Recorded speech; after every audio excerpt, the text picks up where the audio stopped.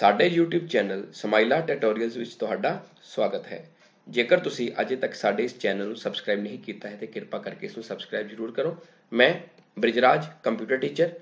ਅੱਜ ਅਸੀਂ ਵਿਸ਼ਾ ਕੰਪਿਊਟਰ ਸਾਇੰਸ ਜਮਾਤ 12ਵੀਂ ਵਿੱਚ ਕੰਪਿਊਟਰ ਪ੍ਰੈਕਟੀਕਲ ਫਾਈਲ ਲਈ ਸੀ ਭਾਸ਼ਾ ਦੇ ਪ੍ਰੋਗਰਾਮ ਸਿੱਖਾਂਗੇ। ਆਓ ਦੇਖਦੇ ਹਾਂ ਕਿ ਕਿਹੜੇ-ਕਿਹੜੇ ਪ੍ਰੋਗਰਾਮ ਅਸੀਂ ਅੱਜ ਸਿੱਖਾਂਗੇ। ਸਭ ਤੋਂ ਪਹਿਲਾਂ program to declare and initialise string कि स्ट्रिंग को किदा इनिशियलाइज करते हैं तो किदा डिक्लेयर करते हैं। दूसरा हम सीखांगे program to read and print your name using scanf and printf function. Third है program to read and print your name using gets and puts function. Fourth है program to use strlen function. Fifth है program to use strrev function. Sixth है program to use strcat function. Program 7 है program to use strcpy function. 8th है program to use strcmp function. 9th है program to use strlwr function. 10वां है program to use strupr function. 11वां है program to use user defined functions ਜਾਂ components of user defined functions ਕਿ function ਦੇ ਕਿਹੜੇ-ਕਿਹੜੇ ਕੰਪੋਨੈਂਟਸ ਹੁੰਦੇ ਨੇ। Next sum of two numbers using function without arguments and without return value यह function वाले चैप्टर के क्वेश्चन है 11वें ते 12वें। 13 है sum of two numbers using function with arguments and without return value.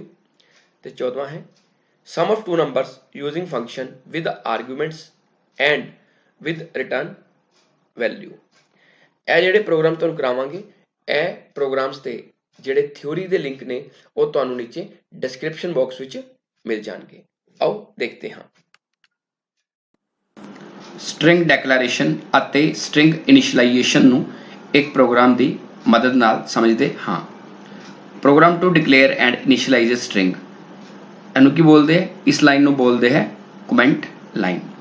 Studio ਅਤੇ ਕੋਨੀਓ ਇਹ ਕੀ ਨੇ ਸਾਡੀਆਂ header files. Standard input output header file ਤੇ console input output header file. Void main function हर सी प्रोग्राम की शुरुआत वॉइड मेन फंक्शन की स्टार्टिंग ब्रेस नाल हुंदी है। Char name 5 double equal to Anuj. Char एक कीवर्ड है, नेम साडा स्ट्रिंग का नाम है, 5 का साइज है तो अनुज उहदी वैल्यू है। कैर नेम 5 इनू बोलांगे डैक्लरेशन ऑफ स्ट्रिंग तो डबल कोर्स जिहड़ा अनुज लिया है इनू बोलांगे इनिशियलाइजेशन ऑफ स्ट्रिंग क्योंकि इहदी वैल्यू है। ਹੁਣ अनुज ਵਿੱਚ 4 ਕਰੈਕਟਰ ਇਸ ਕਰਕੇ ਮੈਂ ਸਾਈਜ਼ ਕਿੰਨਾ ਲਿਆ 5। ਹਾਂਜੀ 5 ਸਾਈਜ਼ ਕਿਉਂ ਲਿਆ ਕਿਉਂਕਿ 4 ਕਰੈਕਟਰ ਜਿਹੜੀ ਆਪਾਂ ਵੈਲਿਊ अनुज ਇਨੀਸ਼ੀਅਲਾਈਜ਼ ਕੀਤੀ ਹੈ ਤੇ 5ਵਾਂ ਕਰੈਕਟਰ ਨਲ ਕਰੈਕਟਰ। ਕਲੀਅਰ ਸਕਰੀਨ ਨੂੰ ਕਲੀਅਰ ਕਰਨ ਲਈ ਨੇਮ ਬਰਾਬਰ ਹੈ %s। ਇਹ ਸਟ੍ਰਿੰਗ ਹੈ printf ਦੇ ਅੰਦਰ ਅਸੀਂ ਵੈਲਿਊ ਸ਼ੋ ਕਰਦੇ ਪਏ ਹਾਂ ਕਿਉਂਕਿ ਸਟ੍ਰਿੰਗ ਹੈ ਤਾਂ ਸਟ੍ਰਿੰਗ ਦੀ ਕੰਟਰੋਲ ਸਟ੍ਰਿੰਗ ਕੀ ਹੁੰਦੀ ਹੈ %s। ਅੱਗੇ ਅਸੀਂ ਨੇਮ ਸ਼ੋ ਕਰਵਾਇਆ getch ਪ੍ਰੋਗਰਾਮ ਦੇ ਲਾਸਟ ਚ ਆਉਂਦਾ ਕਰਲੀ ਬ੍ਰੇਸ ਪ੍ਰੋਗਰਾਮ ਨੂੰ ਅੰਤ ਕਰਨ ਲਈ। ਤੇ ਜਦੋਂ ਅਸੀਂ ਹੁਣ ਇਸ ਪ੍ਰੋਗਰਾਮ ਨੂੰ Alt F9 ਨਾਲ ਕੰਪਾਈਲ ਕਰਦੇ ਹਾਂ ਅਤੇ ਕੰਟਰੋਲ F9 ਨਾਲ ਰਨ ਕਰਦੇ ਹਾਂ ਤੇ ਆਉਟਪੁੱਟ ਕੀ ਆਏਗੀ? ਆਉਟਪੁੱਟ ਆਏਗੀ अनुज। ਕਿਉਂ? ਕਿਉਂਕਿ ਜਿਹੜੀ ਮੈਂ ਸਟ੍ਰਿੰਗ ਦੀ ਵੈਲਿਊ ਹੈ ਉਹ ਕੀ ਦਿੱਤੀ ਹੈ अनुज ਤੇ ਉਹਨੂੰ ਪ੍ਰਿੰਟ ਵੀ ਕਿਹਨੂੰ ਕਰਾਇਆ? ਨੇਮ ਨੂੰ। ਇਸ ਕਰਕੇ ਜਿਹੜੀ ਆਉਟਪੁੱਟ ਹੈ ਉਹ ਕੀ ਆਏਗੀ? अनुज। ਹੁਣ ਅਸੀਂ printf ਅਤੇ scanf ਫੰਕਸ਼ਨ ਨੂੰ ਇੱਕ ਪ੍ਰੋਗਰਾਮ ਦੀ ਮਦਦ ਨਾਲ ਸਮਝਦੇ ਹਾਂ। ਕਮੈਂਟ ਲਾਈਨ 'ਚ ਮੈਂ ਲਿਖਿਆ ਹੈ program to read and print your name using scanf and printf function। hash include studio.h ਤੇ hash include conio.h ਇਹ ਦੋਨੋਂ ਹੈਡਰ ਫਾਈਲਸ ਨੇ ਜਿਹੜੀਆਂ ਹਰ C ਪ੍ਰੋਗਰਾਮ ਦੇ ਸ਼ੁਰੂ ਵਿੱਚ ਆਉਂਦੀਆਂ ਨੇ। studio ਦਾ ਅਰਥ ਹੁੰਦਾ standard input output header file. ਇਹ ਵਰਤੀ ਜਾਂਦੀ ਹੈ printf ਅਤੇ scanf ਫੰਕਸ਼ਨ ਦੇ ਲਈ। ਦੂਸਰੀ ਹੈਡਰ ਫਾਈਲ ਹੈ conio.h console input output header file.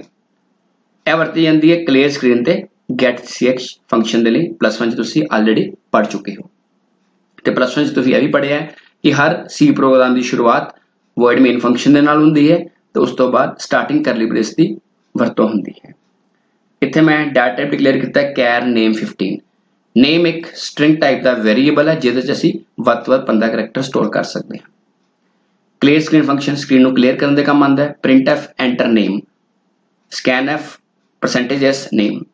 scanf इत्थे की करेगा कि जो असी एंटर नेम लिखांगे स्क्रीन ते आएगा तो scanf फंक्शन उन्होंने रीड करेगा तो मैमरी विच एड्रैस देगा। जो असी करांगे name is equal to %s ते नेम तो स्क्रीन ते जिहड़ा भी असी नेम रीड किया होएगा वो स्क्रीन ते डिस्प्ले हो जाएगा।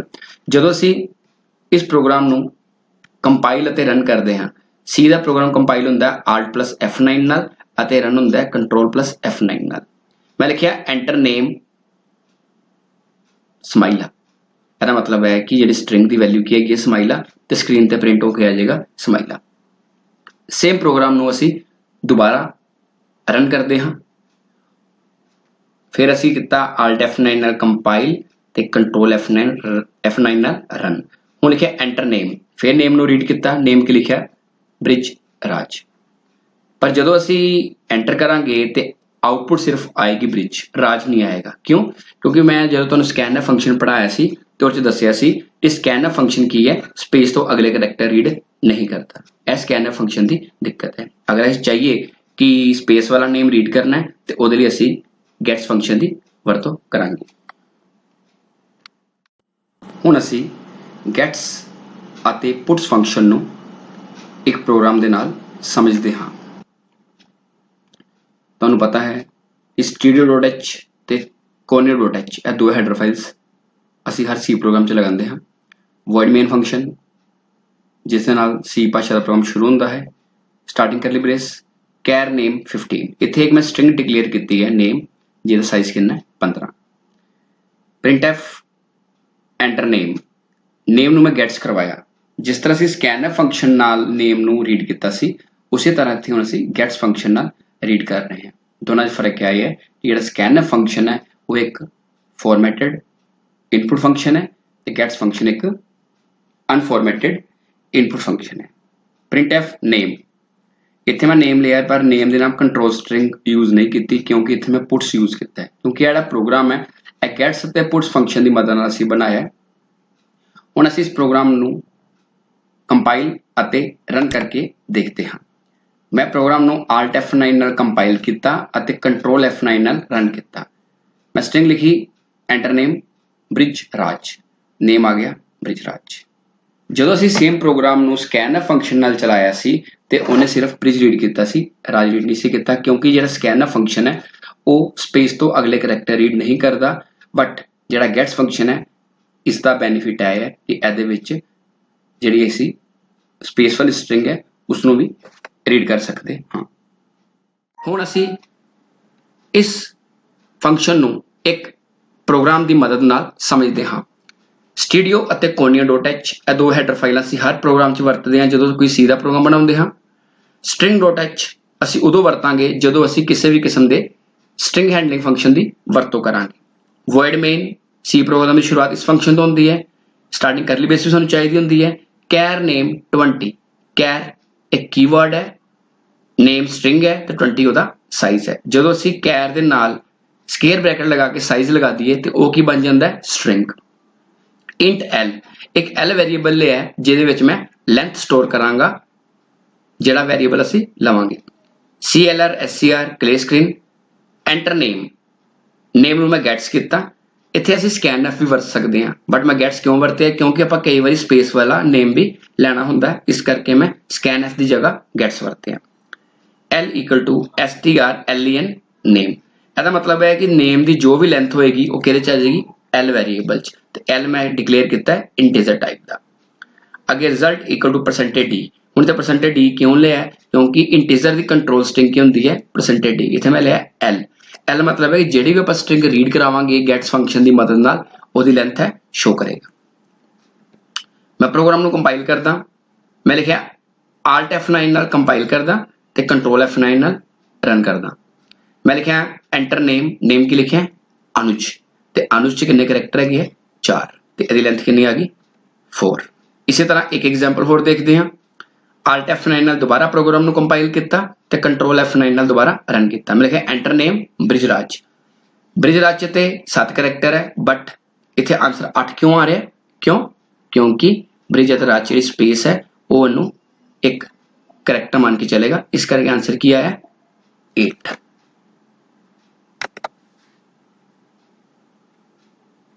ਰਿਵਰਸ, ਹੁਣ ਅਸੀਂ ਸਟ੍ਰਿੰਗ ਰਿਵਰਸ ਫੰਕਸ਼ਨ ਨੂੰ ਇੱਕ ਪ੍ਰੋਗਰਾਮ ਦੀ ਮਦਦ ਨਾਲ ਸਮਝਦੇ ਹਾਂ। Program to use strrev function, ਇਹਨੂੰ ਬੋਲਦੇ ਕਮੈਂਟ ਲਾਈਨ। studio conio ਤੇ string ਇਹ ਤਿੰਨੋਂ ਕੀ ਨੇ ਹੈਡਰ ਫਾਈਲਸ।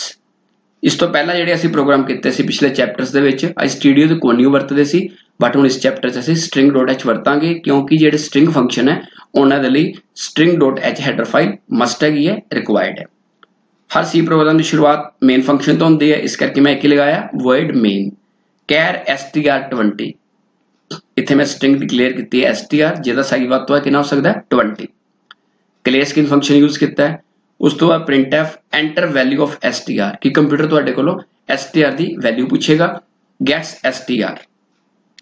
str string ਦੀ ਵੈਲਿਊ ਰੀਡ ਕਰੇਗਾ ਇੱਥੇ ਅਸੀਂ scanf ਵੀ ਲੈ ਸਕਦੇ ਹਾਂ ਬਟ ਮੈਂ gets ਕਿਉਂ ਲਿਆ gets ਇਸ ਕਰਕੇ ਲਿਆ ਕਿਉਂਕਿ ਜਿਹੜਾ scanf ਹੈ ਉਹ ਸਪੇਸ ਤੋਂ ਅਗਲੇ ਕੈਰੈਕਟਰ ਨਹੀਂ ਲੈਂਦਾ ਤੇ gets ਫੰਕਸ਼ਨ 'ਚ ਐਸੀ ਕੋਈ ਰਿਸਟ੍ਰਿਕਸ਼ਨ ਨਹੀਂ ਹੈ ਤੁਸੀਂ ਸਪੇਸ ਵਾਲੇ ਕੈਰੈਕਟਰ ਵੀ ਲੈ ਸਕਦੇ ਹੋ ਤੇ ਬਿਨਾਂ ਸਪੇਸ ਤੋਂ ਵੀ ਲੈ ਸਕਦੇ ਹੋ ਉਸ ਤੋਂ ਬਾਅਦ ਲਗਾਇਆ str ਮੇਨ ਵਰਕਿੰਗ ਇਸ ਫੰਕਸ਼ਨ ਦੀ ਹੈ ਕਿ ਜਿਹੜਾ ਸਾਡੀ ਸਟ੍ਰਿੰਗ ਨੂੰ ਉਲਟਾਏਗਾ ਜਿਹੜੇ ਸਟ੍ਰਿੰਗ ਨੂੰ ਅਸੀਂ ਰੀਡ ਕੀਤਾ ਹੈ ਹੁਣ ਅੱਗੇ ਲਿਖਿਆ ਰਿਜ਼ਲਟ ਇਜ਼ ਪਰਸੈਂਟੇਜ str ਉਹ ਜਿਹੜੀ ਵੀ ਆਪਾਂ ਸਟ੍ਰਿੰਗ ਲਈ ਹੈ ਉਹਦਾ ਰਿਜ਼ਲਟ ਜਿਹੜਾ printf 'ਚ ਆ ਜਾਏਗਾ ਹੁਣ ਮੰਨ ਲਓ ਮੈਂ ਪ੍ਰੋਗਰਾਮ ਨੂੰ ਕੰਪਾਈਲ ਕਰਦਾ alt F9 ਨਾਲ ਤੇ ਕੰਟਰੋਲ F9 ਨਾਲ run enter value of str ਮੈਂ ਸਟ੍ਰਿੰਗ ਦੀ ਵੈਲਿਊ ਕੋਈ ਲਈ ਹੈਲੋ ਤੇ ਜਦੋਂ ਇਹਦੀ ਆਉਟਪੁੱਟ ਆਏਗੀ ਰਿਜ਼ਲਟ ਆਏਗੀ ਉਹ ਕੀ ਆਏਗਾ OLLEH ਤੁਹਾਨੂੰ ਪਹਿਲਾਂ ਵੀ ਦੱਸਿਆ ਕਿ ਜਿਹੜਾ ਸਟ੍ਰਿੰਗ ਫੰਕਸ਼ਨ ਹੈ ਸਟ੍ਰਿੰਗ ਰਿਵਰਸ ਫੰਕਸ਼ਨ ਹੈ ਉਹ ਕੀ ਕਰਦਾ ਹੈ ਜਿਹੜਾ ਸਟ੍ਰਿੰਗ ਦਾ ਪਹਿਲਾ ਕੈਰੈਕਟਰ ਹੈ ਉਹਨੂੰ ਲਾਸਟ ਕੈਰੈਕਟਰ ਬਣਾ ਦਿੰਦਾ ਹੈ ਤੇ ਜਿਹੜਾ ਲਾਸਟ ਕੈਰੈਕਟਰ ਉਹਨੂੰ ਪਹਿਲਾ ਕੈਰੈਕਟਰ ਬਣਾ ਦਿੰਦਾ ਹੈ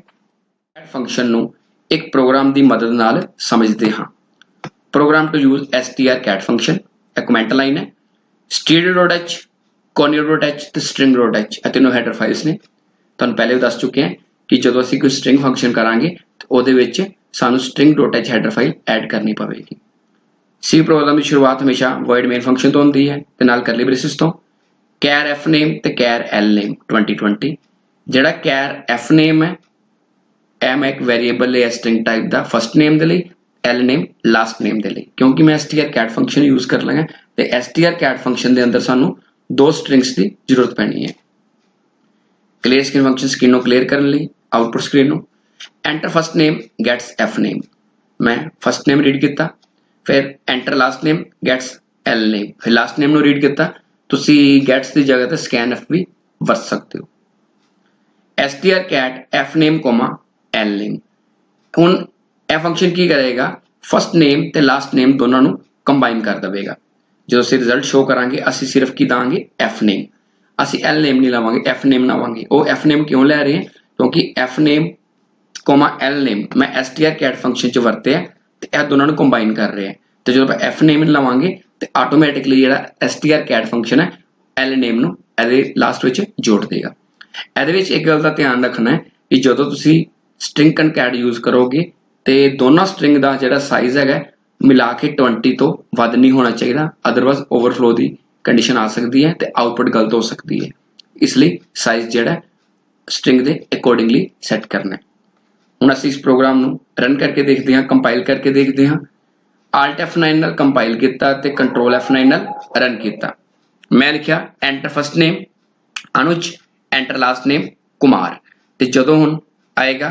ਰਿਜ਼ਲਟ ਸਾਡਾ fname ਤੇ ਕੀ ਆਏਗਾ ਅਨੁਜ ਕੁਮਾਰ fname 'ਚ ਕੀ ਹੋਏਗਾ ਜਿਹੜਾ lname ਹੈ ਉਹ strcat ਫੰਕਸ਼ਨ ਦੇ ਨਾਲ ਇਹਦੇ ਲਾਸਟ ਵਿੱਚ ਜੁੜ ਕੇ ਇੱਕ ਪ੍ਰੋਗਰਾਮ ਦੀ ਮਦਦ ਨਾਲ ਸਮਝਦੇ ਹਾਂ program to use strcpy function ਇਹਨੂੰ ਕਮੈਂਟ ਲਾਈਨ ਬੋਲਦੇ ਇਸ ਤੋਂ ਬਾਅਦ ਸਟੂਡੀਓ ਕੋਨਿਓ ਤੇ ਸਟ੍ਰਿੰਗ ਇਹ ਤਿੰਨੋਂ ਹੈਡਰ ਫਾਈਲਸ ਨੇ ਜਿਹੜੀਆਂ ਅਸੀਂ ਪ੍ਰੋਗਰਾਮ 'ਚ ਵਰਤਾਂਗੇ ਤੇ ਤੁਹਾਨੂੰ ਪਤਾ ਹੈ ਕਿ C ਪ੍ਰੋਗਰਾਮ ਦੀ ਸ਼ੁਰੂਆਤ ਹਮੇਸ਼ਾ void main ਫੰਕਸ਼ਨ ਤੋਂ ਹੁੰਦੀ ਹੈ ਫਿਰ ਆਪਾਂ ਸਟਾਰਟਿੰਗ ਬ੍ਰੇਸ ਲਗਾਈ ਹੈ char name1 ਸਮਾਈਲਾ char name2 6 name1 ਸਾਡੀ ਪਹਿਲੀ ਸਟ੍ਰਿੰਗ ਹੈ ਤੇ name2 ਸਾਡੀ ਦੂਸਰੀ ਸਟ੍ਰਿੰਗ ਹੈ ਫਿਰ ਆਪਾਂ clear skin ਫੰਕਸ਼ਨ ਯੂਜ਼ ਕੀਤਾ ਹੈ ਇੱਥੇ ਸਿੰਟੈਕਸ ਲਗਾਇਆ ਹੈ string copy name2, name1 ਇਹਦਾ ਅਰਥ ਹੈ ਕਿ name1 ਦੀ ਕੀਮਤ ਕਿਹਦੇ 'ਚ ਕਾਪੀ ਹੁੰਦੀ ਪਈ ਹੈ name2 'ਚ ਜਦੋਂ ਅਸੀਂ name1 ਨੂੰ ਪ੍ਰਿੰਟ ਕਰਾਂਗੇ ਤਾਂ ਕੀ ਆਏਗਾ ਸਮਾਈਲਾ ਤੇ ਜਦੋਂ name2 ਨੂੰ ਪ੍ਰਿੰਟ ਕਰਾਂਗੇ ਤਾਂ ਵੀ ਕੀ ਆਏਗਾ ਸਮਾਈਲਾ ਹੁਣ name2 ਤੋਂ ਪਹਿਲੇ ਇੱਥੇ ਮੈਂ /n ਲਗਾਇਆ ਇਹ +1 'ਚ ਹੀ ਪੜਿਆ /n ਦਾ ਮਤਲਬ ਹੁੰਦਾ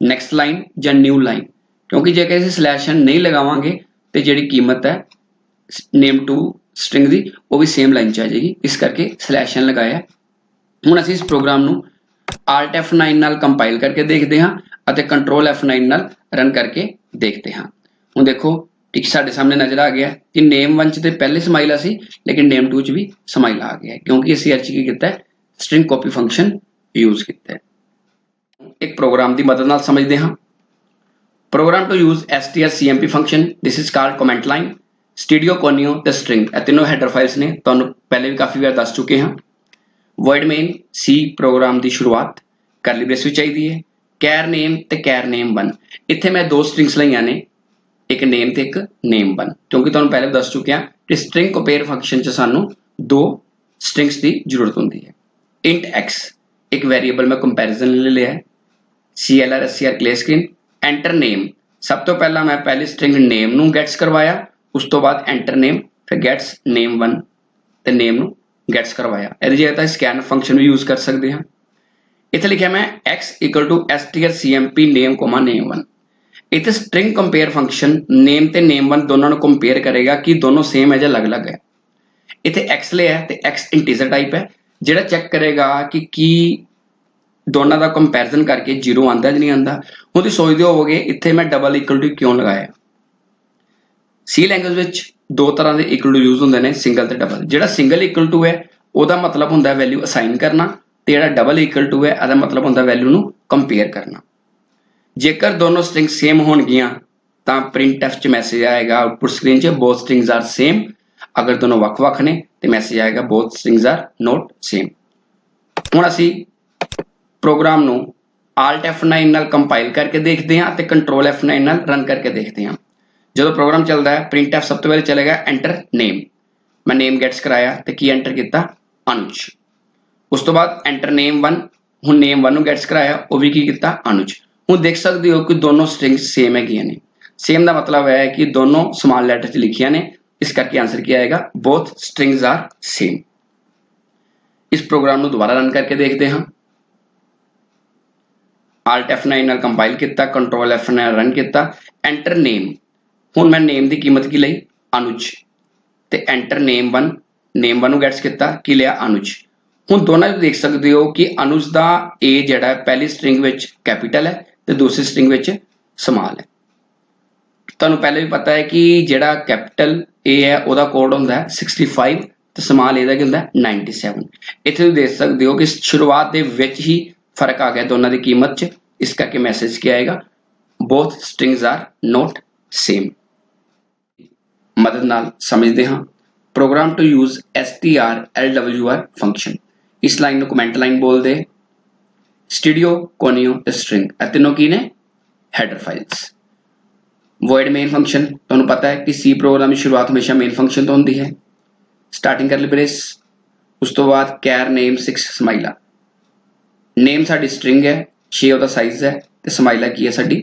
स्ट्रिंग वेरीएबल ਜਾਂ स्ट्रिंग कांस्टेंट ਇਹਨੂੰ मैं कैपिटल लेटर 'ਚ लिखिया clear screen function strlwr name actually यह फंक्शन मेन काम करेगा ਜਿਹੜਾ ਕੀ करेगा कि ਜਿਹੜੀ मैं स्ट्रिंग ਲਈ है उन्होंने स्मॉल लेटर च कन्वर्ट करेगा अगर लिखा result equal to percentage S name ਇਹਦਾ मतलब है कि जो ਅਸੀਂ प्रोग्राम रन करांगे तो ਜਿਹੜੀ ਇਹ लाइन है ਇਹ ਸਾਡੀ रिजल्ट ਨੂੰ शो करेगी आउटपुट ਨੂੰ शो करेगी ਹੁਣ ਅਸੀਂ प्रोग्राम ਨੂੰ alt F9 ਨਾਲ कंपाइल करते हैं ਅਤੇ कंट्रोल F9 ਨਾਲ रन करते हैं ਤੇ आउटपुट की आई है स्माइला दोनों फर्क की है कि मैं स्ट्रिंग की ਲਈ ਸੀ कैपिटल लेटर च स्माइला लेकिन ਜਦੋਂ ਇਹਨੂੰ रन ਕੀਤਾ प्रोग्राम ਨੂੰ ਤੇ ਇਹ ਕੀ ਆ ਗਿਆ स्मॉल लेटर ਵਿੱਚ कन्वर्ट हो गया program to use strup function ਇਹਨੂੰ ਕੀ ਬੋਲਦੇ ਇਸ ਲਾਈਨ ਨੂੰ ਯੈਸ ਇਸ ਲਾਈਨ ਨੂੰ ਬੋਲਦੇ ਆ ਕਮੈਂਟ ਲਾਈਨ ਸਟੂਡੀਓ ਕੋਨੀਓ ਤੇ ਸਟ੍ਰਿੰਗ ਇਹ ਤਿੰਨਾਂ ਨੂੰ ਕੀ ਬੋਲਦੇ ਆ ਇਹ ਤਿੰਨਾਂ ਨੂੰ ਬੋਲਦੇ ਆ ਹੈਡਰ ਫਾਈਲਸ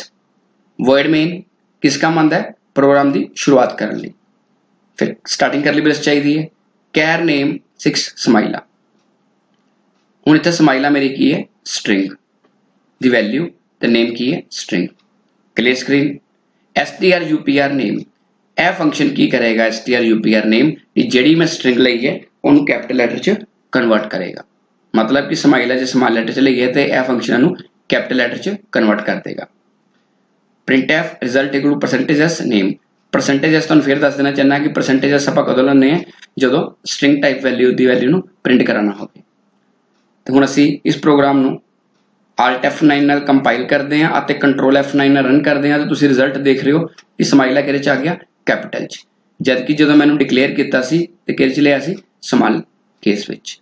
ਇਸ ਤਰ੍ਹਾਂ ਹੀ ਕਹਿ ਸਕਦੇ ਹਾਂ ਕਿ ਜਿਹੜਾ strupr ਫੰਕਸ਼ਨ ਹੈ ਇਹ ਸਮਾਲ ਕੇਸ ਵਾਲੀ ਸਟ੍ਰਿੰਗ ਨੂੰ ਅਪਰ ਕੇਸ ਵਿੱਚ ਬਦਲਦਾ ਹੈ ਤੇ ਜੇਕਰ ਸਟ੍ਰਿੰਗ ਅਪਰ ਕੇਸ ਚ ਹੋਵੇਗੀ ਤੇ ਉਹਨੂੰ ਅਪਰ ਕੇਸ ਵਿੱਚ ਹੀ ਰਹਿਣ ਦੇਵੇਗਾ, ਕੋਈ ਚੇਂਜ ਨਹੀਂ ਕਰੇਗਾ।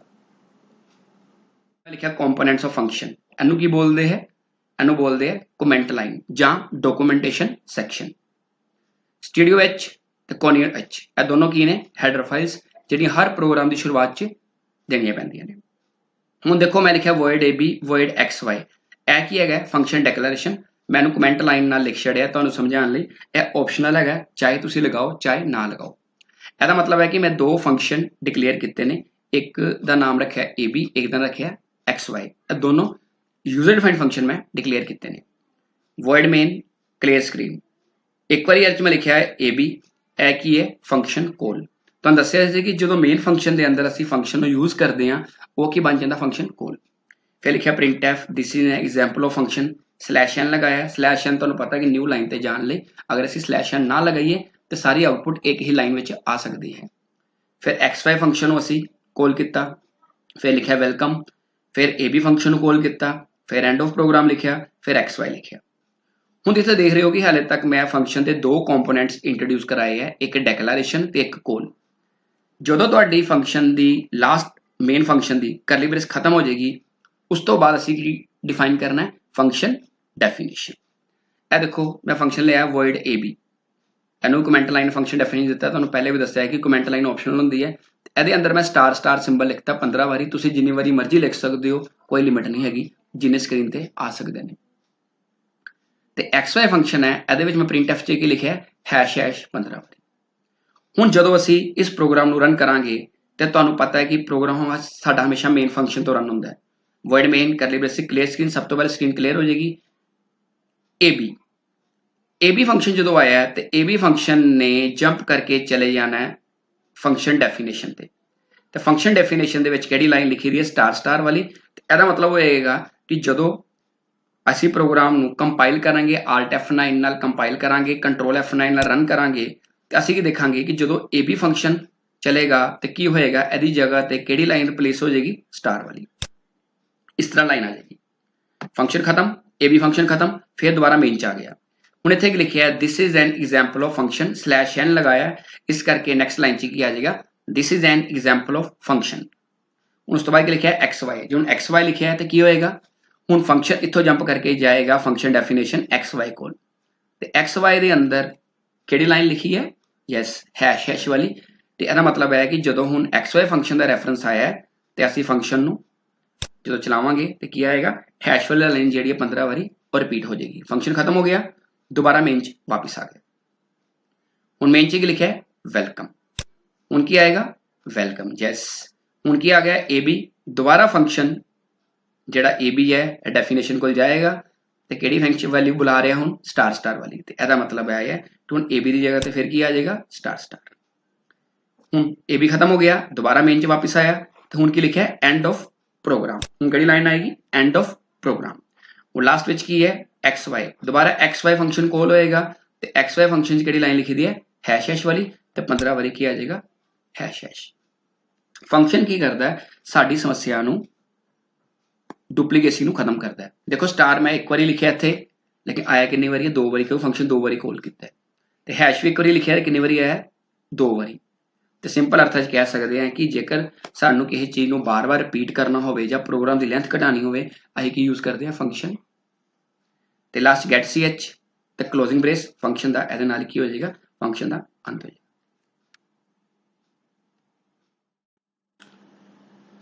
फंक्शन विदाउट आर्गूमेंट ਅਤੇ विदाउट रिटर्न वैल्यू ਨੂੰ एक प्रोग्राम की मदद ਨਾਲ समझते हाँ।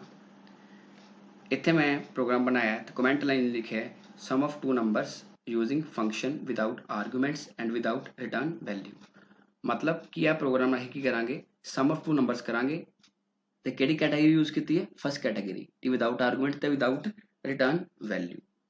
तुहानूं पता है कि जदों भी कोई सी का प्रोग्राम बनाने हैं, स्टार्टिंग के 2 हैडर फाइलें लगाने हैं, स्टूडियो और कोनियो, यह लगा देते हैं। ਤੇ ਜਦੋਂ ਇਹ ਫੰਕਸ਼ਨ ਬਣਾਵਾਂਗੇ ਮਤਲਬ ਕਿ ਯੂਜ਼ਰ ਡਿਫਾਈਨਡ ਫੰਕਸ਼ਨ ਬਣਾਵਾਂਗੇ ਤੇ ਸਭ ਤੋਂ ਪਹਿਲਾ ਕੰਪੋਨੈਂਟ ਜਿਹੜਾ ਹੁੰਦਾ ਉਹ ਕੀ ਹੁੰਦਾ ਫੰਕਸ਼ਨ ਡਿਕਲੇਰੇਸ਼ਨ। ਮੈਂ ਕੀ ਲਿਖਿਆ void sum ਤੇ ਸੈਮੀਕੋਲਨ। ਫੰਕਸ਼ਨ ਜਦੋਂ ਅਸੀਂ ਡਿਕਲੇਅਰ ਕਰਦੇ ਹਾਂ ਤੇ ਅਸੀਂ ਫੰਕਸ਼ਨ ਦੇ ਨਾਲ ਸੈਮੀਕੋਲਨ ਲਗਾਉਂਦੇ ਹਾਂ ਤੇ ਇਹ ਜਿਹੜਾ ਸਲੈਸ਼ ਸਟਾਰ ਸਲੈਸ਼ ਦੇ ਵਿੱਚ ਫੰਕਸ਼ਨ ਡਿਕਲੇਰੇਸ਼ਨ ਲਿਖਿਆ ਇਟ ਇਜ਼ ਕਮੈਂਟ ਲਾਈਨ। ਇਹ ਤੁਹਾਨੂੰ ਸਮਝਾਉਣ ਲਈ ਹੈ। ਜੇਕਰ ਤੁਸੀਂ ਪ੍ਰੋਗਰਾਮ ਬਣਾਉਣ ਦੇ ਟਾਈਮ ਲਗਾਉਣਾ ਚਾਹੁੰਦੇ ਹੋ ਲਗਾ ਵੀ ਸਕਦੇ ਹੋ, ਜੇ ਨਹੀਂ ਲਗਾਉਣਾ ਚਾਹੁੰਦੇ ਤੇ ਨਾ ਲਗਾਓ, ਕੋਈ ਦਿੱਕਤ ਨਹੀਂ ਹੈ। मतलब कि void sum फंक्शन एक डिक्लेयर कर लिया लेकिन ਇਹਦੀ ब्रैकेट खाली है, ਇਹਦੇ 'ਚ ਕੋਈ ਆਰਗੂਮੈਂਟ ਨਹੀਂ ਹੈ। ਇੱਥੇ void ਲਗਾਇਆ ਹੈ ਤੇ ਇਹਦਾ ਮਤਲਬ ਹੈ ਕਿ ਇਹਦੇ ਨਾਲ ਰਿਟਰਨ ਨਹੀਂ ਆਵੇਗਾ। void main ਹਰ C ਪ੍ਰੋਗਰਾਮ ਦੀ ਸ਼ੁਰੂਆਤ void main ਫੰਕਸ਼ਨ ਤੋਂ ਹੁੰਦੀ ਹੈ। ਇੱਥੇ ਲਗਾਇਆ ਮੈਂ CLR SCR, ਇਹ ਕਿਹਦੇ ਲਈ ਹੈ ਕਲੀਅਰ ਸਕਰੀਨ।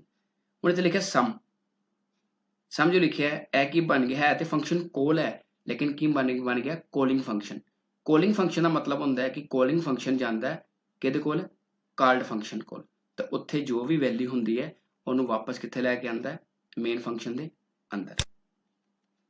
ਤੁਸੀਂ ਦੇਖ ਰਹੇ ਹੋ ਕਿ ਮੈਂ ਕੀ ਕੀਤਾ ਕਿ ਜਦੋਂ ਫੰਕਸ਼ਨ ਨੂੰ ਕਾਲ ਕੀਤਾ ਤਾਂ ਸਮ ਫੰਕਸ਼ਨ ਜਿਹੜਾ ਹੈ ਉਹ ਜੰਪ ਕਰਕੇ ਕਿੱਥੇ ਆ ਗਿਆ ਫੰਕਸ਼ਨ ਡੈਫੀਨੇਸ਼ਨ ਕੋਲ ਤੇ ਫੰਕਸ਼ਨ ਡੈਫੀਨੇਸ਼ਨ ਨੂੰ ਕਾਲਡ ਫੰਕਸ਼ਨ ਵੀ ਬੋਲਦੇ हैं। ਇਹਦੇ ਅੰਦਰ ਮੈਂ ਤਿੰਨ ਵੈਰੀਏਬਲ ਲਏ ਆ int a b ਤੇ c। printf ਦੇ ਅੰਦਰ ਮੈਂ ਕੀ ਲਿਖਿਆ ਹੈ enter values of a and b ਤੇ scanf ਦੀ ਮਦਦ ਨਾਲ ਮੈਂ ਦੋਨਾਂ ਵੈਰੀਏਬਲਸ ਦੀ ਵੈਲਿਊ ਨੂੰ ਰੀਡ ਕੀਤਾ। ਜਦੋਂ ਰੀਡ ਕਰਾਂਗਾ ਤਾਂ c ਦੇ ਅੰਦਰ ਕੀ ਆਇਆ a plus b ਤੇ ਸਮ ਕੀ ਆ ਗਿਆ sum is equal to %d ਕਿਉਂ ਲਗਾਇਆ ਕਿਉਂਕਿ ਇੰਟੀਜ਼ਰ ਦੀ ਜਿਹੜੀ ਕੰਟਰੋਲ ਸਟ੍ਰਿੰਗ ਹੈ ਉਹ ਕੀ ਹੁੰਦੀ ਹੈ %d ਤੇ ਸ਼ੋ ਕੀ ਕਰਾਇਆ c। ਹੁਣ ਇਹ ਜਿਹੜਾ ਰਿਜ਼ਲਟ ਆਇਆ ਇਹ ਵਾਪਸ ਕਿੱਥੇ ਜਾਏਗਾ ਇੱਥੇ। ਮਤਲਬ ਕਿ ਜਦੋਂ ਅਸੀਂ ਪ੍ਰੋਗਰਾਮ ਨੂੰ ਰਨ ਕਰਦੇ ਹਾਂ ਤੇ ਕੀ ਹੋਏਗਾ ਕਿ ਇਹ ਜਿਹੜਾ ਫੰਕਸ਼ਨ ਹੈ ਇਹ ਰਿਜ਼ਲਟ ਕਿੱਥੇ ਸ਼ੋ ਕਰੇਗਾ ਇੱਥੇ ਜਾ ਕੇ ਤੇ ਜਦੋਂ ਆਊਟਪੁੱਟ ਆਏਗੀ ਤੇ ਆਨਸਰ ਕੀ ਆਏਗਾ ਸਮ ਇਕੁਅਲ ਟੂ ਜੋ ਵੀ c ਦੇ ਵਿੱਚ ਮੈਂ ਵੈਲਿਊ ਸਟੋਰ ਕੀਤੀ ਹੋਏਗੀ ਜਿਹੜੀ ਦੋ ਵੈਲਿਊਜ਼ ਤੁਸੀਂ ਲਈਆਂ ਹੋਣਗੀਆਂ ਉਹਨਾਂ ਨੂੰ ਪਲੱਸ ਕਰਕੇ ਇਹ ਆਨਸਰ ਦੇਵੇਗਾ। ਜਦੋਂ ਅਸੀਂ ਇਸ ਪ੍ਰੋਗਰਾਮ ਨੂੰ Alt F9 ਨਾਲ ਕੰਪਾਈਲ ਕਰਦੇ ਹਾਂ ਅਤੇ ਕੰਟਰੋਲ F9 ਨਾਲ ਰਨ ਕਰਦੇ ਹਾਂ ਤੇ ਮੈਂ ਕੀ ਲਿਖਿਆ enter values of a and b। a ਦੀ ਵੈਲਿਊ ਮੈਂ 10 ਲਈ ਹੈ ਤੇ b ਦੀ ਕੀ ਲਈ ਹੈ 20 ਤੇ ਸਮ ਕਿੰਨਾ ਆਇਆ 30। ਇੱਥੇ ਦੇਖਦੇ ਹਾਂ ਤਿੰਨ ਵੈਰੀਏਬਲ ABC ਲਏ enter values of a and b। a ਦੀ ਵੈਲਿਊ ਮੈਂ ਲਈ 10 ਤੇ b ਦੀ ਕਿੰਨੀ ਲਈ 20 ਤੇ c 'ਚ ਕੀ ਆ ਗਿਆ a plus b 10 plus 20 30। ਇਹਦਾ 30 ਆ ਗਿਆ ਤੇ ਇਹ ਵੈਲਿਊ ਜਿਹੜੀ ਹੈ ਇੱਥੇ ਆ ਕੇ ਸਟੋਰ ਹੋਵੇਗੀ। ਜੇਕਰ ਤੁਸੀਂ ਕੈਟਾਗਰੀ 1 ਮਤਲਬ ਕਿ function without argument without return value ਦਾ ਪ੍ਰੋਗਰਾਮ ਖੁਦ ਟਰਾਈ ਕਰਨਾ ਚਾਹੁੰਦੇ ਹੋ ਤਾਂ ਤੁਸੀਂ ਇਹ ਪ੍ਰੋਗਰਾਮ ਬਣਾ ਕੇ ਖੁਦ ਦੇਖ ਸਕਦੇ ਹੋ subtraction of two numbers using function without argument and without return value। आओ function with arguments and without return value ਨੂੰ ਇੱਕ ਪ੍ਰੋਗਰਾਮ ਦੀ ਮਦਦ ਨਾਲ ਸਮਝੀਏ। ਇੱਥੇ ਮੈਂ ਪ੍ਰੋਗਰਾਮ ਬਣਾਇਆ ਹੈ sum of two numbers using function with arguments and with return value। ਸਭ ਤੋਂ ਪਹਿਲੇ ਮੈਂ ਦੋ ਹੈਡਰ ਫਾਈਲਸ ਲਈਆਂ ਸਟੂਡੀਓ ਅਤੇ ਕੋਨੀਓ। ਇਹ ਤੁਹਾਨੂੰ ਪਤਾ ਹੈ ਕਿ C ਪ੍ਰੋਗਰਾਮ ਦੀ ਸ਼ੁਰੂਆਤ ਵਿੱਚ ਇਹ ਦੋਨੋਂ ਹੈਡਰ ਫਾਈਲਸ ਦੀ ਵਰਤੋਂ ਹੁੰਦੀ ਹੈ। ਇੱਥੇ ਮੈਂ ਫੰਕਸ਼ਨ ਨੂੰ ਡਿਕਲੇਅਰ ਕੀਤਾ ਹੈ void sum int a, int b। ਇੱਥੇ void sum ਕਿਉਂ ਆਇਆ ਹੈ sum ਫੰਕਸ਼ਨ ਦਾ ਨਾਮ ਹੈ void ਇਸ ਕਰਕੇ ਆਇਆ ਹੈ ਕਿਉਂਕਿ ਇਹ ਕੀ ਹੈਗਾ ਫੰਕਸ਼ਨ ਵਿਦਆਊਟ ਰਿਟਰਨ ਵੈਲਿਊ ਤੇ ਬ੍ਰੈਕਟ ਦੇ ਅੰਦਰ ਆਇਆ int a, int b। ਇਹ ਕਿਉਂ ਆਇਆ ਕਿਉਂਕਿ ਫੰਕਸ਼ਨ ਵਿਦ ਆਰਗੂਮੈਂਟਸ। ਇਸ ਤੋਂ ਬਾਅਦ ਅਸੀਂ ਆਣਾ void main ਫੰਕਸ਼ਨ ਤੇ ਕਰਲੀ ਬ੍ਰੇਸ ਸ਼ੁਰੂ ਕੀਤੀ int ab। ਇਹਦੇ ਅੰਦਰ ਮੈਂ ਦੋ ਵੈਰੀਏਬਲ a ਅਤੇ b ਡਿਕਲੇਅਰ ਕੀਤੇ। ਕਲੀਅਰ ਸਕਰੀਨ ਫੰਕਸ਼ਨ ਲਗਾਇਆ ਸਕਰੀਨ ਨੂੰ ਕਲੀਅਰ ਕਰਨ ਲਈ ਕਿ ਜਦੋਂ ਆਊਟਪੁੱਟ ਆਏਗੀ। printf 'ਚ ਮੈਂ ਲਿਆ enter value of a and b ਤੇ scanf ਦੇ ਅੰਦਰ %d ampersand a ਤੇ ampersand b ਦੋਨਾਂ ਨੂੰ ਸਕੈਨ ਕੀਤਾ। ਇੱਥੇ %d ਕਿਉਂ ਆਇਆ ਕਿਉਂਕਿ ਤੁਹਾਨੂੰ ਪਹਿਲੇ ਵੀ ਦੱਸ ਚੁੱਕਿਆ ਹਾਂ ਕਿ ਇੰਟੀਜ਼ਰ ਦੀ ਕੰਟਰੋਲ ਸਟ੍ਰਿੰਗ ਕੀ ਹੁੰਦੀ ਹੈ %d ਤੇ scanf 'ਚ ampersand ਆਉਂਦਾ ਹੈ ਵੈਰੀਏਬਲ ਦੀ ਵੈਲਿਊ ਨੂੰ ਰੀਡ ਕਰਨ ਲਈ। ਹੁਣ ਇੱਥੇ ਲਿਖਿਆ sum a, b।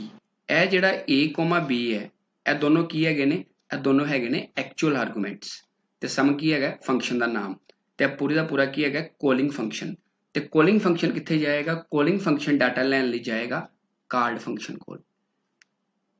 ਹੁਣ ਇਹ ਕੀ ਕਰੇਗਾ ਕਿ ਜਦੋਂ ਇਹ ਫੰਕਸ਼ਨ ਨੂੰ ਕਾਲ ਕਰਾਂਗੇ ਤੇ ਅਸੀਂ ਇਹ ਬਣਾਇਆ ਫੰਕਸ਼ਨ ਡੈਫੀਨੇਸ਼ਨ। ਫੰਕਸ਼ਨ ਡੈਫੀਨੇਸ਼ਨ ਜਿਹੜਾ ਹੈ ਇਹ ਕਦੋਂ ਸ਼ੁਰੂ ਹੁੰਦਾ ਮੇਨ ਦੇ ਖਤਮ ਹੋਣ ਤੋਂ ਬਾਅਦ ਤੇ ਮੇਨ ਦੀ ਕਲੋਜ਼ਿੰਗ ਬ੍ਰੇਸ ਇੱਥੇ ਖਤਮ ਹੋ ਗਈ ਹੈ। ਇਸ ਤੋਂ ਬਾਅਦ ਮੈਂ ਲਿਆ ਫੰਕਸ਼ਨ ਡੈਫੀਨੇਸ਼ਨ ਇਹ 'ਚ ਲਿਆ void sum int a, int b। void return type ਹੈ sum ਫੰਕਸ਼ਨ ਦਾ ਨਾਮ ਹੈ int a, b ਇਹ ਦੋਨੋਂ ਕੀ ਹੈਗੇ ਨੇ ਡੰਮੀ ਆਰਗੂਮੈਂਟਸ ਫਾਰਮਲ ਆਰਗੂਮੈਂਟਸ ਜਾਂ ਸਿੰਪਲ ਸ਼ਬਦਾਂ 'ਚ ਆਪਾਂ ਇਹਨਾਂ ਨੂੰ ਕੀ ਕਹਿ ਸਕਦੇ ਹਾਂ, ਪੈਰਾਮੀਟਰਸ। ਇਹਨਾਂ ਨੂੰ ਪੈਰਾਮੀਟਰਸ ਕਿਉਂ ਬੋਲਦੇ ਆ, ਕਿਉਂਕਿ ਇਹਨਾਂ ਕੋਲ ਆਪਣੀ ਵੈਲਿਊ ਨਹੀਂ ਹੁੰਦੀ। ਫਿਰ ਇਹਨਾਂ ਨੂੰ ਵੈਲਿਊ ਕਿੱਥੋਂ ਮਿਲਦੀ ਹੈ, ਇਹਨਾਂ ਨੂੰ ਵੈਲਿਊ ਮਿਲਦੀ ਹੈ ਐਕਚੁਅਲ ਆਰਗੂਮੈਂਟਸ ਕੋਲੋਂ। ਹੁਣ ਮੈਂ ਇੱਥੇ ਲਿਖਿਆ int C, C equal to a plus b, ਜੋ ਵੀ ਦੋਨਾਂ ਦਾ ਟੋਟਲ ਆਏਗਾ, ਜਿਹੜੀ ਵੈਲਿਊ ਐਕਚੁਅਲ ਆਰਗੂਮੈਂਟ ਕੋਲੋਂ ਇੱਥੇ ਪਹੁੰਚੇਗੀ ਉਹ ਵੈਲਿਊ ਇੱਥੇ ਆ ਜਾਏਗੀ, ਤੇ ਸਮ ਕੀ ਆ ਜਾਏਗਾ, c 'ਚ। ਮੰਨ ਲਓ a ਦੀ ਵੈਲਿਊ ਮੰਨਣੀ ਹੈ 5, b ਦੀ ਮੰਨਣੀ ਹੈ 10। ਇਹਦਾ ਮਤਲਬ ਹੈ ਕਿ 5 ਜਿਹੜਾ ਹੈਗਾ ਉਹ ਆ ਜਾਏਗਾ ਇਹ ਵਾਲੇ a 'ਚ, ਤੇ 10 ਆ ਜਾਏਗਾ b ਦੇ ਵਿੱਚ। ਤੇ 10 ਜਮਾ 5 ਕਿੰਨਾ ਹੋ ਗਿਆ, 15। ਤੇ ਜਦੋਂ ਆਪਾਂ ਸਮ ਸ਼ੋ ਕਰਾਵਾਂਗੇ ਤੇ ਕਿੰਨਾ ਆਂਸਰ ਸ਼ੋ ਹੋਵੇਗਾ, 15। ਆ ਪ੍ਰੋਗਰਾਮ ਨੂੰ ਕੰਪਾਈਲ ਅਤੇ ਰਨ ਕਰਕੇ ਦੇਖਦੇ ਹਾਂ। ਮੈਂ ਪ੍ਰੋਗਰਾਮ ਨੂੰ Alt F9 ਨਾਲ ਕੰਪਾਈਲ ਕਰਦਾ ਅਤੇ Control F9 ਨਾਲ ਰਨ ਕਰਦਾ। ਇਹਨੇ ਤੇ ਪੁੱਛਿਆ enter value of a at b। a ਅਤੇ b ਦੀ ਵੈਲਿਊ ਮੈਂ ਰੀਡ ਕੀਤੀ 10 ਅਤੇ 20। ਇਹਦਾ ਮਤਲਬ ਇਹ ਹੋ ਗਿਆ ਕਿ a ਦੀ ਵੈਲਿਊ 10 ਹੋ ਗਈ ਤੇ b ਦੀ ਕਿੰਨੀ ਹੋ ਗਈ, 20। ਹਾਂਜੀ, a ਦੀ ਵੈਲਿਊ ਕਿੰਨੀ ਹੋ ਗਈ, 10, ਤੇ b ਦੀ ਕਿੰਨੀ ਹੋ ਗਈ, 20। ਇੱਥੋਂ ਦੀ ਜਿਹੜੀ a ਤੇ b ਦੀ a ਦੀ ਵੈਲਿਊ ਜਿਹੜੀ 10 ਹੈ ਉਹ ਇੱਥੇ ਆ ਜਾਏਗੀ, ਤੇ b ਦੀ ਵੈਲਿਊ ਜਿਹੜੀ 20 ਹੈ ਉਹ ਇੱਥੇ ਆ ਜਾਏਗੀ। c ਦੇ ਵਿੱਚ ਜਾ ਕੇ a plus b, ਇਹਦਾ ਮਤਲਬ ਹੈ ਕਿ 10 plus 20 ਦੋਨਾਂ ਦਾ ਟੋਟਲ ਕਰੇਗਾ, ਕਿਹਦੇ 'ਚ ਗਿਆ, c 'ਚ। ਇਸ ਤੋਂ ਬਾਅਦ ਕੀ ਹੋਏਗਾ ਕਿ ਜਿਹੜਾ ਰਿਜ਼ਲਟ ਆਇਆ ਉਹ ਵਾਪਸ ਜਿਹੜਾ ਹੈਗਾ ਉਹ ਕਿੱਥੇ ਸਟੋਰ ਹੋਏਗਾ, ਜਾ ਕੇ ਨੀਚੇ ਇਸ ਜਗ੍ਹਾ ਤੇ ਜਿਹਦੇ ਨਾਲ ਕੀ ਹੋਏਗਾ, ਸਮ ਦੀ ਵੈਲਿਊ ਕਿੰਨੀ ਆ ਜਾਏਗੀ, 30। Function with arguments and with return value ਨੂੰ ਇੱਕ ਪ੍ਰੋਗਰਾਮ ਦੀ ਮਦਦ ਨਾਲ ਸਮਝਦੇ ਹਾਂ। ਇੱਥੇ ਮੈਂ ਕਮੈਂਟ ਲਾਈਨ ਵਿੱਚ ਕੀ ਲਿਖਿਆ ਹੈ, sum of 2 numbers using function with arguments and with return value. C program ਦੀ ਸ਼ੁਰੂਆਤ ਦੋ ਹੈਡਰ ਫਾਈਲਾਂ ਨਾਲ ਹੁੰਦੀ ਹੈ, stereo.h ਤੇ koni.h। ਉਸ ਤੋਂ ਬਾਅਦ ਮੈਂ ਕੀ ਕੀਤਾ ਹੈ, ਇੱਥੇ ਇੱਕ ਫੰਕਸ਼ਨ ਡਿਕਲੇਅਰ ਕੀਤਾ ਹੈ। ਫੰਕਸ਼ਨ ਕਿਹੜਾ ਡਿਕਲੇਅਰ ਕੀਤਾ ਹੈ, int sum int a, b। ਇਹਦਾ ਮਤਲਬ ਇਹ ਹੈ ਕਿ ਫੰਕਸ਼ਨ ਨੂੰ ਯੂਜ਼ ਕਰਨ ਤੋਂ ਪਹਿਲਾਂ ਹੈਡਰ ਫਾਈਲਾਂ ਤੋਂ ਬਾਅਦ ਅਤੇ void main ਤੋਂ ਪਹਿਲਾਂ ਡਿਕਲੇਅਰ ਕਰਨਾ ਪੈਂਦਾ ਹੈ। ਇਹ ਡਿਕਲੇਅਰ ਕਰਨਾ ਜ਼ਰੂਰੀ ਹੈ। ਇੱਥੇ ਮੈਂ ਕੀ ਲਿਖਿਆ, int। int ਕਿਉਂ ਲਿਖਿਆ ਹੈ, ਕਿਉਂਕਿ ਇੱਥੇ ਰਿਟਰਨ ਵੈਲਿਊ ਵਾਲਾ ਹੀ ਪ੍ਰੋਗਰਾਮ ਬਣਾ ਰਹੇ ਹਾਂ, ਤੇ ਪਹਿਲੀ ਦੋ ਕੈਟਾਗਰੀ 'ਚ ਇੱਥੇ ਕੀ ਲਿਖਿਆ ਸੀ, void। ਉਸ ਤੋਂ ਬਾਅਦ ਫੰਕਸ਼ਨ ਦਾ ਨਾਮ ਕੀ ਹੈ, sum, ਤੇ ਬ੍ਰੈਕਟ ਦੇ ਅੰਦਰ int a, int b। ਇਹ ਦੋਨੋਂ ਕੀ ਹੈਗੇ ਨੇ, ਆਰਗੂਮੈਂਟਸ। ਹੁਣ ਅਸੀਂ ਮੇਨ ਫੰਕਸ਼ਨ ਤੇ ਆਨੇ ਹਾਂ। void main ਦੇ ਅੰਦਰ ਕਰਲੀ brace int a, b, c। ਇੱਥੇ ਮੈਂ 3 ਵੈਰੀਏਬਲ ਡਿਕਲੇਅਰ ਕੀਤੇ ਨੇ। 3 ਕਿਉਂ ਡਿਕਲੇਅਰ ਕੀਤੇ ਹੈ, a ਅਤੇ b ਦੀ ਵੈਲਿਊ ਤੇ ਕੈਲਕੂਲੇਸ਼ਨ ਹੋਵੇਗੀ, ਤੇ ਜਦੋਂ ਫੰਕਸ਼ਨ 'ਚੋਂ ਰਿਜ਼ਲਟ ਵਾਪਸ ਆਏਗਾ ਉਹ ਸਟੋਰ ਹੋਵੇਗਾ c ਵੈਰੀਏਬਲ ਦੇ ਅੰਦਰ। ਹੁਣ ਇੱਥੇ ਲਿਆ ਮੈਂ ਕਲੀਅਰ ਸਕਰੀਨ ਫੰਕਸ਼ਨ, ਸਕਰੀਨ ਨੂੰ ਕਲੀਅਰ ਕਰਨ ਲਈ। ਉਸ ਤੋਂ ਬਾਅਦ printf ਦੇ ਅੰਦਰ ਲਿਆ enter value of a and b। a ਅਤੇ b ਦੀ ਵੈਲਿਊ ਲਈ ਇੱਕ ਮੈਸੇਜ ਸਕਰੀਨ ਤੇ ਸ਼ੋ ਹੋਵੇਗਾ, ਤੇ scanf ਦੀ ਮਦਦ ਨਾਲ ਅਸੀਂ ਦੋਨਾਂ ਵੈਰੀਏਬਲਸ ਦੀ ਕੀਮਤ ਨੂੰ ਮੈਮਰੀ ਵਿੱਚ ਇਨਪੁਟ ਕਰਾਂਗੇ ਜਾਂ ਰੀਡ ਕਰਾਂਗੇ। ਐਮਪਰਸੈਂਟ a ਐਮਪਰਸੈਂਟ b, ਇਹਦਾ ਮਤਲਬ ਹੈ ਕਿ ਸਾਨੂੰ ਦੋ ਵੈਲਿਊਜ਼ ਕੀਬੋਰਡ ਤੋਂ ਐਂਟਰ ਕਰਨੀਆਂ ਪੈਣਗੀਆਂ ਜਦੋਂ ਪ੍ਰੋਗਰਾਮ ਕੰਪਾਈਲ ਅਤੇ ਰਨ ਕਰਾਂਗੇ। ਉਸ ਤੋਂ ਬਾਅਦ ਅਸੀਂ ਲਿਖਿਆ c equal to sum a, b। ਇਹ ਆ ਗਿਆ ਫੰਕਸ਼ਨ ਦਾ ਜੀ ਦੂਸਰਾ ਪਾਰਟ। ਇਹਨੂੰ ਬੋਲਦੇ ਆ ਫੰਕਸ਼ਨ ਕੋਲ ਜਾਂ ਕੋਲਿੰਗ ਫੰਕਸ਼ਨ। ਤੇ ਫੰਕਸ਼ਨ ਦੀ ਬ੍ਰੈਕਟ ਦੇ ਅੰਦਰ a, b ਲਿਖਿਆ, ਇਹ ਕੀ ਹੈਗੇ ਨੇ, ਐਕਚੁਅਲ ਆਰਗੂਮੈਂਟਸ। ਤੇ ਹੁਣ ਫੰਕਸ਼ਨ ਦਾ ਰਿਜ਼ਲਟ ਪਹਿਲੇ ਦੋ ਪ੍ਰੋਗਰਾਮਾਂ 'ਚ ਸਿੱਧਾ ਫੰਕਸ਼ਨ ਜਾਂਦਾ ਸੀ, ਲੇਕਿਨ ਇਹਦੇ ਅੰਦਰ ਇੱਕ ਵੈਰੀਏਬਲ c ਦੇ ਅੰਦਰ ਆ ਰਿਹਾ। ਉਹ ਕਿਉਂ ਆ ਰਿਹਾ, ਕਿਉਂਕਿ ਫੰਕਸ਼ਨ ਵਿਦ ਆਰਗੂਮੈਂਟ ਅਤੇ ਵਿਦ ਰਿਟਰਨ ਵੈਲਿਊ ਪੜ੍ਹਦੇ ਪਏ ਹਾਂ, ਤੇ ਵਿਦ ਰਿਟਰਨ ਵੈਲਿਊ ਦੇ ਵਾਲੇ ਪ੍ਰੋਗਰਾਮ 'ਚ ਰਿਜ਼ਲਟ ਕਿਸੇ ਵੈਰੀਏਬਲ 'ਚ ਸਟੋਰ ਕਰਨਾ ਪਵੇਗਾ। ਹੁਣ ਅਸੀਂ ਜਦੋਂ ਫੰਕਸ਼ਨ ਕੋਲਿੰਗ ਤੇ ਆਏ ਨੇ, ਕੋਲਿੰਗ ਫੰਕਸ਼ਨ ਤੇ ਆ ਜਾਂਦੇ ਹਾਂ, ਤੇ ਇੱਥੋਂ ਕੀ ਹੋਏਗਾ, ਹੁਣ ਪ੍ਰੋਗਰਾਮ ਦਾ ਕੰਟਰੋਲ ਸਿੱਧਾ ਸ਼ਿਫਟ ਹੋ ਜਾਏਗਾ ਫੰਕਸ਼ਨ ਡੈਫੀਨੇਸ਼ਨ ਤੇ। ਹੁਣ ਇੱਥੋਂ ਹੀ ਆਪਾਂ ਸਿੱਧੇ ਫੰਕਸ਼ਨ ਡੈਫੀਨੇਸ਼ਨ ਤੇ ਆਏ ਨੇ। ਇਹ ਮੇਨ ਪ੍ਰੋਗਰਾਮ ਤੋਂ ਨੀਚੇ ਬਣੇਗਾ। ਇੱਥੇ ਮੈਂ ਕੀ ਡਿਕਲੇਅਰ ਕੀਤਾ, ਡਿਫਾਈਨ ਕੀਤਾ int sum int a, int b। ਫਿਰ ਫੰਕਸ਼ਨ ਦੀ ਕਰਲੀ ਬ੍ਰੇਸ ਸਟਾਰਟ ਹੋਗੀ, int c ਇੱਕ ਮੈਂ ਵੈਰੀਏਬਲ ਲਿਆ, c equal to a plus b। ਦੋਨਾਂ ਨੂੰ ਟੋਟਲ ਕੀਤਾ ਤੇ ਰਿਟਰਨ ਕਿਹਦੇ 'ਚ ਆਇਆ, c 'ਚ। ਇਹਦਾ ਮਤਲਬ ਹੈ ਕਿ ਹੁਣ ਦੁਬਾਰਾ ਪ੍ਰੋਗਰਾਮ ਜੋ ਵੀ ਰਿਜ਼ਲਟ ਆਇਆ ਦੋ ਵੈਲਿਊਜ਼ ਨੂੰ ਪਲੱਸ ਕਰਕੇ ਉਹ ਵਾਪਸ ਕਿਹਦੇ 'ਚ ਜਾਏਗਾ, c ਦੇ ਅੰਦਰ। ਹੁਣ ਇੱਥੇ ਜ਼ਰੂਰੀ ਨਹੀਂ ਹੈ ਕਿ ਜੇ ਇੱਥੇ ਵੈਰੀਏਬਲ c ਹੈ ਤੇ ਇੱਥੇ ਵੀ c ਹੈ, ਕਿਉਂਕਿ ਇਹ ਮੇਨ ਫੰਕਸ਼ਨ ਹੈ। ਇਹਦੇ ਵਿੱਚ ਤੁਸੀਂ ਕੋਈ ਵੀ ਵੈਰੀਏਬਲ ਲੈ ਸਕਦੇ ਹੋ ਤੇ ਇਹਦੇ 'ਚ ਵੀ ਕੋਈ ਵੈਰੀਏਬਲ ਲੈ ਸਕਦੇ ਹੋ, ਇਹ ਜ਼ਰੂਰੀ ਨਹੀਂ ਹੈ। ਜਿੱਦਾਂ ਮੈਂ ਇੱਥੇ int a, b ਲਿਖਿਆ, ਕੋਈ ਦਿੱਕਤ ਨਹੀਂ ਹੈ। ਤੁਸੀਂ ਇੱਥੇ int x, y ਵੀ ਲਿਖ ਸਕਦੇ ਹੋ, ਤਾਂ ਕੋਈ ਦਿੱਕਤ ਨਹੀਂ ਹੈ। ਉਹ ਵੈਰੀਏਬਲ ਦੀ ਟਾਈਪ ਨੂੰ ਦੇਖੇਗਾ ਤੇ ਨੰਬਰ ਆਫ ਆਰਗੂਮੈਂਟ ਦੇਖੇਗਾ, ਕਿੰਨੇ ਆਰਗੂਮੈਂਟ ਡਿਕਲੇਅਰ ਕੀਤੇ ਨੇ। ਹੁਣ ਇਸ ਪ੍ਰੋਗਰਾਮ ਨੂੰ Alt F9 ਨਾਲ ਕੰਪਾਈਲ ਅਤੇ Control F9 ਨਾਲ ਰਨ ਕਰਕੇ ਦੇਖਦੇ ਹਾਂ। ਜਦੋਂ ਇਹ ਪ੍ਰੋਗਰਾਮ ਰਨ ਕੀਤਾ ਤੇ ਕੰਪਿਊਟਰ ਪੁੱਛੇਗਾ enter value of A and B। ਮੈਂ A ਦੀ ਵੈਲਿਊ ਭਰਤੀ 50 ਤੇ B ਦੀ ਵੈਲਿਊ ਭਰਤੀ 20।